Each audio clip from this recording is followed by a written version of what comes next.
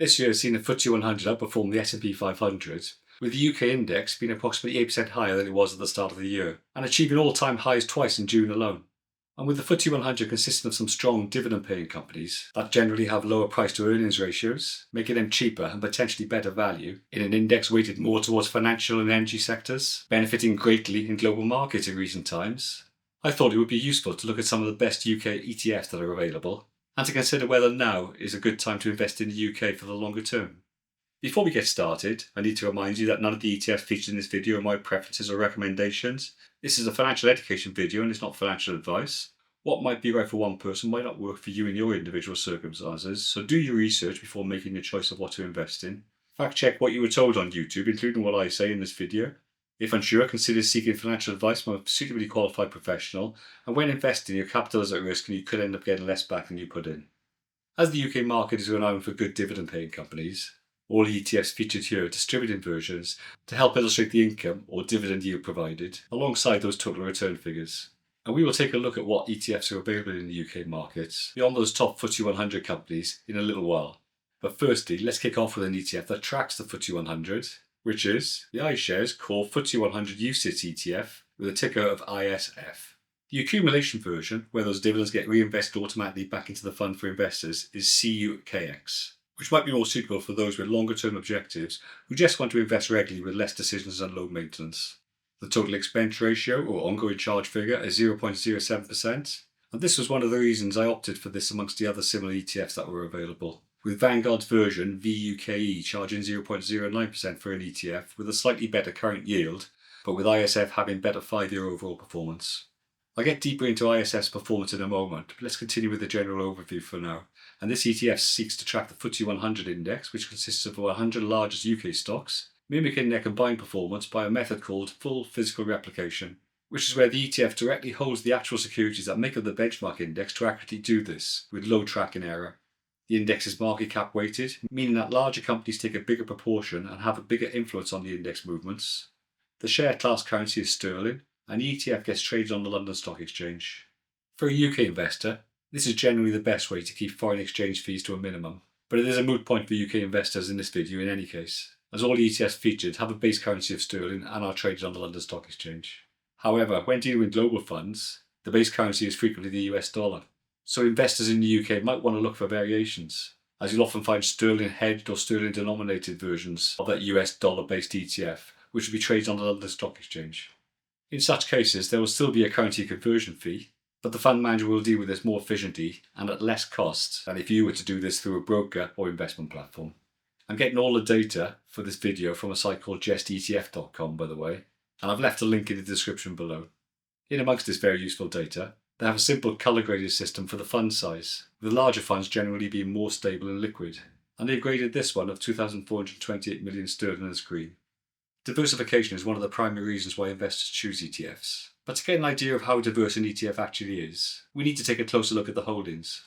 What might be attractive about funds that track the FTSE 100 like this one is that in addition to them diversifying across 100 separate companies, there is also a reasonable balance across sectors, with financials being the largest at 21%. But beware that the top 10 biggest companies do account for 46% of the index, although they are reasonably spread across various sectors. Far more so than the S&P 500 index of US companies, where the top 10 companies are almost all technology stocks. On paper, there is no regional diversity to count on, being that this tracks an index of the 100 largest companies traded on the London Stock Exchange. But with all that being said, trading on the London Stock Exchange does not mean that those companies are confined to operations in the UK, with many being multinationals.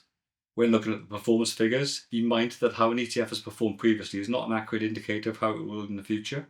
So use past performance figures as part of your research data, but don't base your investment decisions solely on this. And the 5-year performance figures, including any yield figures quoted, is 75.47% for this one.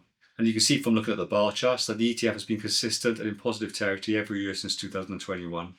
As we look at the yield figures, have in mind that being a distributed ETF does not necessarily mean that this one is a specialist dividend fund. And this ETF has not been designed with companies paying dividends as an objective. It just happens that there are many dividend-paying companies within the FTSE 100 index.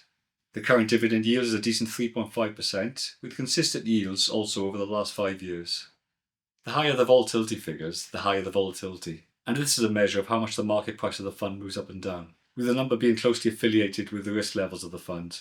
I've displayed the 5-year volatility figure of 13.64% to get more reliable data over the longer period available. And I've added this last page on this fund for the information of investors outside of the UK who might be seeking to invest in their own currency denominated version on their own stock exchange. And before we move on, I would be grateful if you consider hitting that like button if you're enjoying this video, subscribing to my channel if you haven't done so already, and to turn on notifications so that you'll be aware of when I post new content. For the next ETF, I've chosen one which is designed with companies paying dividends as an objective. And it is the iShares UK Dividend UCITS ETF with the ticker of IUKD.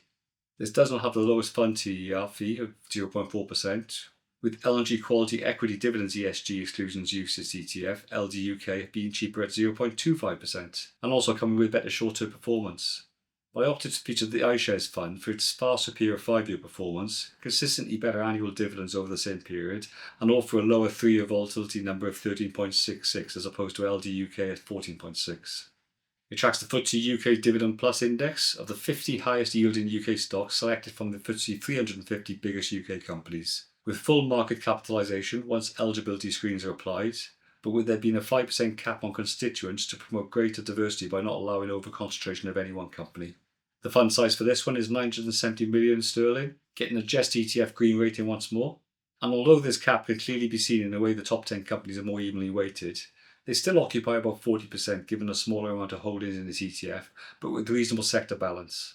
The financial sector is the biggest overall with about 30% weighting, and with fewer overall constituents and more weighting towards finance, this ETF is less diverse than the FTSE 100 iShares ETF we just covered.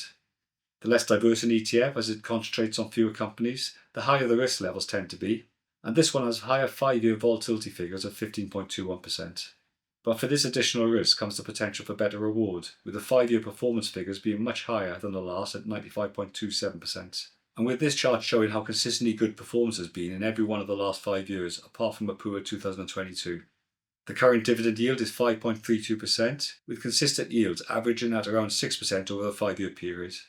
And here is a list of stock exchanges and ETFs available for investors outside of the UK. If you're seeking better diversity from a UK stocks ETF, but still with the potential for good returns, then the SPDR FTSE UK All Share UCITS ETF with the ticker of FTAD might suit your needs with its larger pool of 530 companies. This one has a TER OCF of 0.2% and tracks the FTSE All Share Index, which is a group consisting of all UK-based companies, including large, mid and small cap or size companies, admitted to the main market of the London Stock Exchange via the FTSE 100, 250 and small cap index. And these small cap companies are no corner shops either, with well-known brands such as ASOS, AO.com and Pets at Home being amongst them. This ETF uses optimized sampling rather than full physical replication as the tracking method, so therefore tracks without holding every stock in the index. Instead, using quantitative models to select a representative sample of stocks that closely mimic the index's behaviour. For example, rather than buying all 600 plus stocks in the FTSE All Share Index, an optimizing sample ETF might just hold 200 or 300 of those stocks that statistically represent the whole. ETFs might do this when the index has hundreds or thousands of constituents, some stocks are illiquid or expensive to trade, or the goal is to reduce costs and tracking error. The fund size for this one is 100 million sterling, getting a Just ETF orange or amber rating. Even with 530 holdings, the top 10 does still account for a large percentage once more at 40%, with the large familiar companies as with the previous ETFs featured again. There's reasonable sector diversity with this one, and the financial sector comes out the largest once more at 22%. Including small, mid and large sized companies in an ETF might help you to achieve a more balanced and diversified portfolio, with there then being the potential for exposure to different growth opportunities.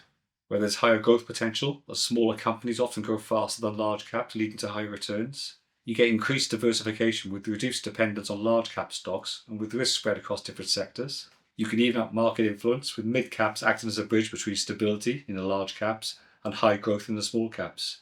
And you can benefit from undervalued opportunities, with small caps often being overlooked by major investors, offering chances to invest before they grow big. This ETF has lower 5-year volatility figures of 13.4%. And comes with decent 5-year performance figure of 66%, with the chart showing positive returns every year for the last 5 years.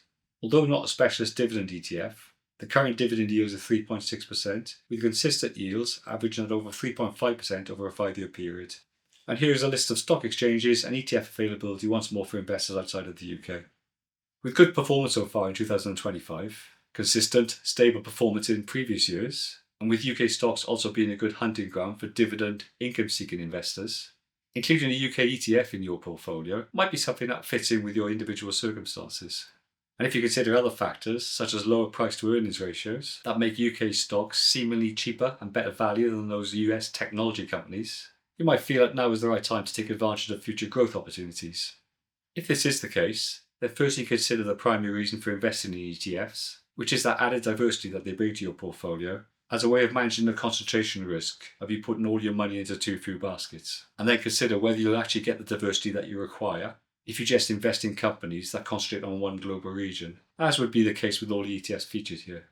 Your second consideration should be whether UK stocks are cheaper, not just because UK stocks have been out of fashion for some time, but for some underlying fundamental reason that could come back to bite you later on. I'm not saying that there's anything wrong with UK stocks, by the way, but for me, as a more cautious or balanced investor, I prefer to invest in ETFs that contain stocks from the whole world, including those from the UK, where I then get UK weighting of about 4% included, as determined by global market cap. By doing things this way, I will hopefully benefit from global growth, whether it be in the UK or elsewhere, for a potentially reasonable return, and also then reduce overall price volatility by not being too narrowly focused in too few stocks, in too few global regions, in too few sectors. I hope that this video has been useful, and please let me know what your strategy is in the comments below. And thanks very much for watching.